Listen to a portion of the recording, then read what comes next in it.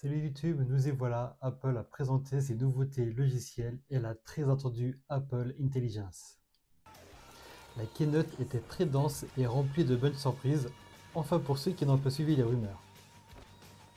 Et comme vous pouvez le voir, j'ai adoré cette intro de cette keynote et je vous invite à la regarder en entière sur leur site. On a parfois un petit peu tendance à l'oublier, mais Apple tvOS a eu le droit à une mise à jour. Commençons par Insight. Cette fonction permet d'afficher au bon moment des informations sur les acteurs, les personnages et la musique d'un film ou d'une série en cours de lecture sur Apple TV+. Il sera également possible d'ajouter la musique jouée dans une playlist. Ensuite, la fonction Améliorer les dialogues est bien plus intelligente grâce à l'apprentissage automatique afin de nous offrir des voix plus claires avec l'Apple TV 4K. Les sous-titres, ces derniers, seront affichés au bon moment, même lorsque vous coupez le son ou revenez en arrière. Peut-être que ça va me réconcilier.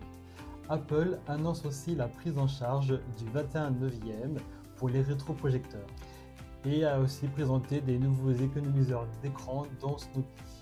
Côté SharePlay, il sera possible de partager le contrôle de la musique avec l'application Music via un HomePod ou HomePod mini.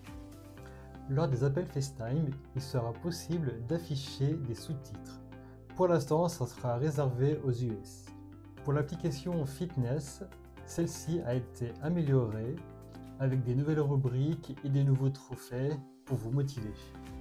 L'app maison sera également mise à jour pour par exemple ajouter des robots aspirateurs, le suivi de l'électricité pour l'instant pour les US, et un accès invité, par exemple pour partager votre clé à condition d'avoir une serrure connectée. Enfin, la fonction AirPlay prend en charge le Dolby Atmos via un iPhone ou un iPad vers les HomePod ou des équipements compatibles, les AirPods Pro. Il sera possible avec Siri d'interagir discrètement en hochant la tête d'un oui ou d'un non. Par exemple, votre téléphone sonne, vous pouvez hocher votre tête d'un non pour ignorer. Ensuite, le mode isolement de la voix va être activé, c'est-à-dire que votre voix sera claire même si vous êtes dans un environnement bruyant ou avec beaucoup de vent, etc. Apple indique une amélioration sur la réduction de la latence lorsqu'on joue à un jeu vidéo et ajoute l'audio spatial personnalisé. WatchOS 11. Cette 11e version présente quelques nouveautés bien intéressantes. On va commencer par l'app Signes Vitaux. Cette app regroupe toutes les informations que l'Apple Watch mesure. Le taux d'oxygène, la fréquence cardiaque et respiratoire, la température au poignet et la durée du sommeil. Grâce à cette application, il sera possible de voir si l'ensemble des signes vitaux sont dans les normes en un coup d'œil. Si au moins 2 signes vitaux ne sont plus dans les normes, on recevra une notification en expliquant la possible raison. Ensuite, il y aura un accompagnement renforcé sur la grossesse. Côté entraînement, nous allons avoir le calcul de la charge. Cela permettra de connaître l'intensité du niveau de l'entraînement. Et ça, c'est vraiment génial. La mesure s'effectuera d'une échelle de 1 à 10. L'effort sera combiné avec différents paramètres dont l'âge, le poids, la taille, la fréquence cardiaque, etc. Cette mesure sera automatique avec certains types de sports et pour d'autres, ça sera à nous de juger notre intensité. Donc il faudra être le plus sincère possible. Ensuite, il va y avoir plus d'options pour les anneaux. Et ça, je l'attendais depuis très longtemps. On va pouvoir enfin les mettre en pause si par exemple on s'est blessé ou tout simplement parce qu'on a besoin de repos ou pour d'autres raisons. Et on pourra choisir la durée que l'on souhaite. Cela permettra de ne plus interrompre les séries pour atteindre les trophées. Et c'est vraiment génial. Il y a aussi désormais la possibilité de personnaliser l'onglet résumé de l'app Form. Il y aura aussi de nouveaux widgets selon l'heure ou la localisation. Le défilement intelligent vous suggérera des informations pertinentes. Et autre bonne nouvelle, la fonction accompagnement sera également disponible sur l'Apple Watch. Et il y aura encore bien d'autres nouveautés, comme le Tap to Cash qui permet de pouvoir envoyer de l'argent entre amis, mais cette fonction sera en tout cas pour le moment disponible qu'aux US. iPadOS 18. Incroyable, l'application Calculette est enfin disponible sur iPad. Il était temps. Apple a vu les choses en grand. Cette application sait résoudre des expressions complètes et garde l'historique. Il est également possible de convertir des longueurs, des poids, devises, etc. Bref, cette application a l'air vraiment incroyable. Ensuite, grâce à la fonction Smart Script, avec l'Apple Pencil, les notes manuscrites seront plus fluides et plus faciles à lire. Aussi, les personnalisations de l'iPad et du centre de contrôle ont été revues comme sur l'iPhone que nous allons voir dans quelques minutes. On pourra donc modifier la couleur des icônes et leur taille, etc. Concernant le centre de contrôle, il sera également possible de le personnaliser. Ensuite, Apple ajoute une barre d'onglets qui flottera au-dessus d'un contenu d'une application pour compléter la barre latérale, comme vous pouvez le voir sur cet exemple. L'application photo a été totalement revue. Apple indique que les photos textes sont automatiquement rangées, nous évitant ainsi trop de temps à chercher. La grille unique a été repensée afin d'être beaucoup plus simple et de nouvelles collections ont été ajoutées. Voici les quelques nouveautés sur photo et encore la liste est un peu plus longue. Tout comme sur l'iPhone, l'app Message gagne une nouvelle fonctionnalité, comme celle de pouvoir programmer l'envoi d'un message. Enfin, la mise en forme des messages également, donc en gras, souligné, etc. Et leur faire des petites animations directement sur le texte. Ensuite, avec le TagBack, il sera enfin possible de mettre n'importe quel emoji. Sur Safari, grâce au highlight et au lecteur repensé, il sera plus simple de chercher des informations sur le net. Par exemple, Safari faisant appel à l'apprentissage automatique pourra nous faire remonter les informations d'une page web qui lui semble les plus pertinentes. Voilà pour les quelques nouveautés d'iPadOS et encore il y en a bien d'autres. iOS 18. Comme cité précédemment, il est désormais possible de personnaliser son iPhone. On peut donc choisir une couleur générale ou choisir un dark mode ou un light mode et assombrir le fond d'écran. Et enfin, on peut mettre nos applications là où on le souhaite sur l'écran d'accueil. Il est également possible de personnaliser les widgets en les agrandissant pour afficher plus de détails. Ensuite, l'une des grosses nouveautés, c'est le centre de contrôle qui a totalement été revu. On peut donc le personnaliser et ajouter plusieurs pages. Comme autre personnalisation, il est enfin possible de modifier les commandes sur l'écran verrouillé. Cela va donc changer de la lampe torche et de l'appareil photo. Concernant l'app photo, comme cité précédemment pour iPadOS, l'application a totalement été revue. Donc pour citer les quelques nouveautés, la grille principale a été repensée. Il sera également plus simple de retrouver une photo parmi les collections qui auront été créées automatiquement, ou comme le dit Apple, nous allons pouvoir revivre nos plus beaux moments. L'app photo est également personnalisable en réorganisant les collections. Comme évoqué précédemment, l'application Message a également été mise à jour pour iOS 18. Pouvoir animer du texte ou alors par l'option de mise en forme, souligner un texte, le mettre en gras, etc. On pourra aussi ajouter n'importe quel emoji pour le TagBack. Et pour finir, on pourra enfin programmer l'envoi d'un message. Il y aura aussi la prise en charge de la norme RCS dans les mois à venir. Et enfin, grande surprise, il sera possible d'envoyer des messages par satellite. Mais cette fonction sera disponible a priori dans un premier temps uniquement aux US et à partir de l'iPhone 14. L'application Mail a été revue afin d'améliorer la gestion des mails. Il y aura différentes catégories, certaines plus importantes et d'autres moins, comme celle pour les promotions. Comme le nom l'indique, si un site marchand vous a envoyé une promotion, son mail ira directement dans cette catégorie. Concernant Safari, il y aura les mêmes fonctions que sur iPadOS et macOS. Et nous allons avoir une nouvelle application qui se nomme Mot de passe. Elle sera disponible sur iOS 18, iPadOS et macOS. Celle-ci regroupe tous nos mots de passe. Cette application permet de pouvoir les gérer, les partager, les modifier. Et si un mot de passe a été corrompu, on sera averti afin de le modifier. Des mises à jour ont été effectuées sur la confidentialité. Et ça, elle est vraiment pas mal, puisqu'il sera possible de verrouiller une application avec Face ID, Touch ID ou mot de passe selon vos appareils. On pourra également masquer une application et celle-ci apparaîtra dans un dossier spécifique et il sera verrouillé. Apple a ajouté un mode de gaming afin de minimiser les fonds de tâches. Cela permettra de gagner en puissance et de réduire les latences.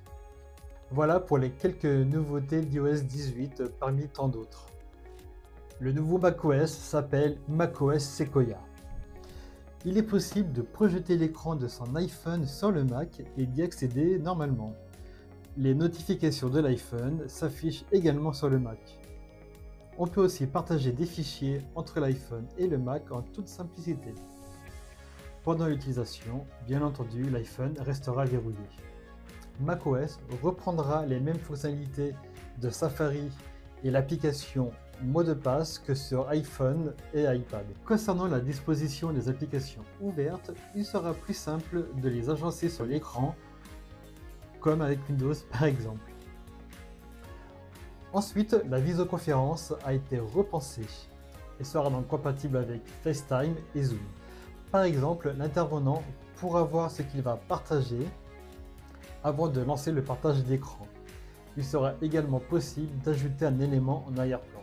Et pour finir, Apple continue toujours d'avancer sur le gaming, comme vous pouvez le voir sur cet extrait. Les jeux exploitent Metal 3, gagnant ainsi en qualité d'image avec de meilleures fréquences, etc. Vision OS 2. Ça y est, la première grande mise à jour pour le casque Vision Pro. Pour commencer, il sera possible de convertir une photo 2D en photo dite spatiale. Ensuite, comme évoqué depuis quelques mois, il est possible de filmer en vidéo spatiale avec un iPhone 15 Pro. Désormais, il sera possible avec un appareil photo numérique de chez Canon EOS R7. Grâce à la mise à jour de Final Cut Pro, on pourra monter des vidéos spatiales sur Mac, puis de les charger sur Vimeo. Des nouveaux gestes à la main ont été ajoutés, permettant d'accéder facilement à la vue d'accueil et au centre de contrôle. Ensuite, prochainement, il sera possible de projeter l'écran d'un Mac en ultra grand angle, soit l'équivalent d'un double écran 4K. La démonstration a l'air vraiment bluffante. Voici les quelques nouveautés pour Vision OS 2. Et maintenant, passons à la plus grosse annonce de cette keynote, qui est Apple Intelligence. Et là, ils ont été très forts, puisque l'acronyme AI, ou alors en français AI, en anglais, signifie Artificial Intelligence. Et là, eux, ils l'ont nommé Apple Intelligence. Ils sont vraiment très forts. L'écriture. Grâce à Apple Intelligence, il sera possible d'améliorer les capacités rédactionnelles, en réécrivant les textes, en réorganisant les notes, faire des résumés, etc. avec la fonction Rewrite. Cela sera disponible avec les applications Notes, Page et des applications tierces. Pour les applications téléphone et notes, lorsque vous enregistrerez un audio, il sera possible de le retranscrire en texte. Apple Intelligence pourra même vous faire un résumé. Concernant un appel téléphonique, bien entendu, si vous activez l'enregistrement audio, votre interlocuteur sera prévenu. Concernant les notifications, Apple Intelligence pourra vous faire remonter les notifications qui lui semblent pertinentes. Le but est donc de mettre en avant les notifications importantes. Ensuite, avec la fonction de réduction d'interruption, fera apparaître les notifications qui semblent importantes. Par exemple, un SMS qui pourrait contenir un message qui devrait retenir toute votre attention. Image Playground. Il sera possible de demander à Apple Intelligence de générer une image parmi 3 styles: animation, sketch et illustration. Par exemple, vous écrivez à votre mère en lui souhaitant un joyeux anniversaire, Apple Intelligence proposera une image de votre mère avec un gâteau d'anniversaire. Ou aussi, vous avez fait un dessin sur Note, eh bien il sera possible de le rendre en image. Les Genmoji. Il sera possible de créer nos propres emojis et de les partager. On pourra en créer à partir de photos de nos proches. Photos. Enfin, oui, enfin, nous allons pouvoir supprimer un élément indésirable sur une photo. Ensuite, dans Souvenirs, Apple Intelligence pourra créer une histoire en lui faisant une description. Ah Siri, je me répète, enfin, il va évoluer. Personnellement, je le retrouve à la ramasse. Et je m'en sers vraiment pour des tâches hyper simples. Et donc, grâce à Apple Intelligence, Siri va devenir plus intelligent et plus performant. Il saura prendre en compte le contexte, et si aussi parfois on bug dans notre langage, il sera compensé pour comprendre. J'attends de voir ça. On pourra également le écrire, ce qui peut être pratique selon là où on se trouve. Son design a totalement été revu avec une petite lumière tout autour de l'écran. Il saura nous répondre aussi sur l'assistance de nos appareils. Siri prendra en compte sur ce qu'il se passe sur l'écran. Par exemple, un ami vous envoie son adresse, il suffira de demander à Siri de l'ajouter sur sa fiche contact. Vous pourrez même lui dire « Cherche-moi l'article de journal qu'Arnaud m'a envoyé la semaine dernière ». En effet, il sera capable de chercher partout dans votre appareil les informations nécessaires. Apple confirme que toutes les données d'Apple Intelligence sont strictement confidentielles et respectent la vie privée. La plupart des requêtes s'effectueront en local sur l'appareil. Mais lorsqu'une demande est très complexe, qui demande beaucoup plus de puissance, les données seront traitées sur les serveurs d'Apple dédiés uniquement pour ça. Et Apple a nommé ces serveurs Private Cloud. Apple indique que des experts peuvent effectuer des contrôles pour vérifier la confidentialité. Incroyable mais vrai, ChatGPT sera intégré. Avant de lancer une requête vers ChatGPT, à chaque fois il nous sera demandé notre consentement. ChatGPT sera disponible dans les outils d'écriture et grâce à Compose de ChatGPT, on pourra générer des images. Apple Intelligence sera disponible à partir de l'iPhone 15 Pro et ensuite à partir des iPads et Mac équipés de la puce M. Concernant sa disponibilité, elle sera en fait en bêta cet automne et en langue US uniquement.